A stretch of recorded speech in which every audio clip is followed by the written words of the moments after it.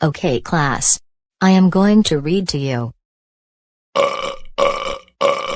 Daniel Tiger, did you just burp?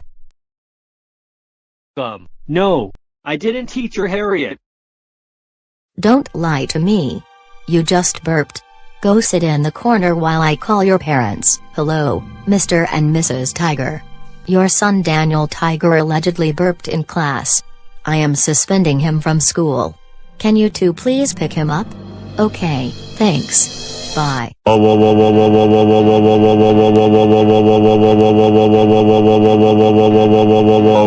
Daniel Tiger, we can't believe you got suspended for burping in class. That's it.